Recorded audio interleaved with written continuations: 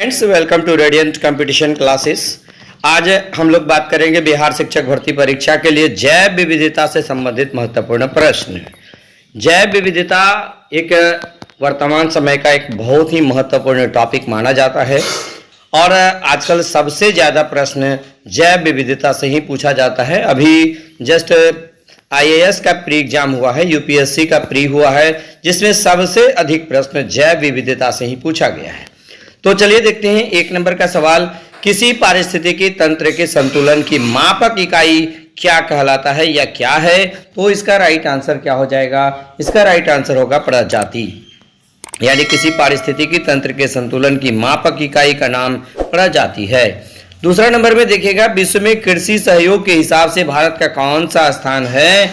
इसका right answer होगा 7वां स्थान है। भारत का राष्ट्रीय जलीय जीव कौन सा है? इसका राइट आंसर होगा गांगे डॉल्फिन, यानी गंगा में पाया जाने वाला जो डॉल्फिन है भारत का राष्ट्रीय जलीय जीव है। उसके बाद विश्व में कुल कितने जैव विविधता तप्त स्थल हैं? इसका राइट आंसर होगा 34, यानी कि 34। अंतर्राष्ट्रीय जैव विविधता दिवस कब मनाया जाता है? राइट आंसर होगा 22 मई को मनाया जाता है। अंतर्राष्ट्रीय जैव विविधता दिवस 22 मई को मनाया जाता है। उसके बाद देखिए अगला सवाल, प्रथम अंतर्राष्ट्रीय जैव विविधता दिवस कब मनाया गया था? ये आपका राइट आंसर होगा 2010, यानी कि 2010 से अंतर्राष्ट्रीय जैव विविधता दिवस मनाया जाता है। आज लगभग कितनी जंतु प्रजातियां विलुप्त होने के कगार पर है? इसका राइट आंसर होगा 4000। उसके बाद देखिए 8 नंबर का सवाल, कौन सा जीव भ्रामक धारणाओं के कारण ग्रामीणों के द्वारा मारा जा रहा है? इसका राइट आंसर होगा गोएरा। यानी गोएरा जो है ये ग्रामीणों के द्वारा इसको लगातार मारा जा रहा है। उसके बाद देखिए 9 नंबर का सवाल, इसमें कह रहा है कि 1992 में प्रथम पृथ्वी सम्मेलन कहाँ हुआ था? रियो डी जेनेरियो में हुआ था। रियो डी जेनेरियो में हुआ था, याद रख लीजिएगा। वैज्ञानिक पृथ्वी पर पाए जाने वाले कितनी प्रतिशत प्रजातियां पहचान पाए हैं? तो इसका राइट आंसर होगा 7%, यानी 7% प्रजातियों की पहचान वैज्ञानिकों के द्वारा की गई है जो पृथ्वी में पाए जाते हैं, पृथ्वी पर पाए जाते हैं। 11 नंबर का सवाल देखिएगा, भारत का विश्व में जैव विविधता स्तर पर कौन सा स्थान है? तो इसका राइट आंसर होगा भारत विश्व के 17 बृहद जैव विविधता वाले देशों में एक है। तो इसका राइट आंसर कितना? 17 होगा। किस वर्ष में विश्व प्राकृतिक संरक्षण संघ का गठन हुआ था? राइट आंसर होगा 1968 में हुआ था। उसके बाद 13 नंबर का सवाल देखिए, इसमें कह रहा है वह क्षेत्र जो जैव विविधता से संपन्न है भूमध्य रेखीय क्षेत्र या भूमध्य सागरीय भूमध्य रेखीय क्षेत्र, यानी इक्वेटोरियल जो जोन है वहां पर सबसे ज्यादा जैव विविधता पाया जाता है। केरल राज्य किस जैव विविधता तप्त स्थल का क्षेत्र है? इसका राइट आंसर होगा पश्चिमी घाट।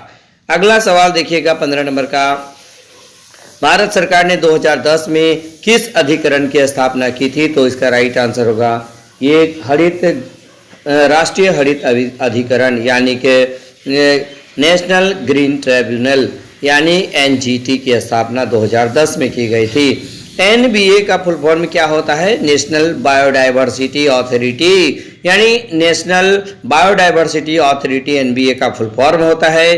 सीबीडी का फुल फॉर्म क्या होता है? Convention on biodiversity. आप इसे अच्छी तरह से नोट कर लीजिएगा, ये सभी इंपॉर्टेंट क्वेश्चन है। उसके बाद देखिए 18 नंबर का सवाल, साइट्स का फुल फॉर्म क्या होता है?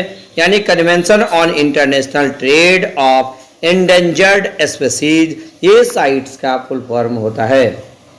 साइट्स का फुल फॉर्म या आप शॉर्ट नोट्स में जरूर तैयार कर लीजिएगा दोस्तों, यहाँ से प्रश्न पूछेगा ही। और रेड डाटा बुक का प्रकाशन किसके द्वारा किया जाता है? तो IUCN के द्वारा रेड डाटा बुक का प्रकाशन किया जाता है। और रेड डाटा बुक में किस चीज़ का कलेक्शन रहता है? तो विलुप्त हो रहे प्राणियों का जो बुक होता है वो रेड डाटा बुक होता है। ये IUCN के द्वारा ये प्रकाशित किया जाता है। IUCN का फुल फॉर्म क्या होता है? International union for conservation of nature, ये IUCN का फुल फॉर्म होता है। ये 20 सवाल आपको परीक्षा की दृष्टि से अति महत्वपूर्ण रहने वाला है। आप इसे जरूर देख लीजिएगा और इससे संबंधित जितने भी महत्वपूर्ण प्रश्न होगा मैं आपके समक्ष निश्चित रूप से प्रस्तुत करूंगा ही। आप लोग यदि हमारे चैनल पे पहली बार आए हैं तो इसे लाइक सब्सक्राइब जरूर कर लीजिएगा, बेल आइकन दबा दीजिएगा ताकि आपको हमारा हर लेटेस्ट वीडियो आसानी से मिलता रहे। और जब तक शिक्षक परीक्षा नहीं हो जाती है तब तक आप लोग को लगातार सेलेक्टेड क्वेश्चन बीपीएससी में पूछे जाने वाले प्रश्न मैं आपके समक्ष प्रस्तुत करता रहूँगा। तो बस आज के वीडियो में इतना ही। धन्यवाद।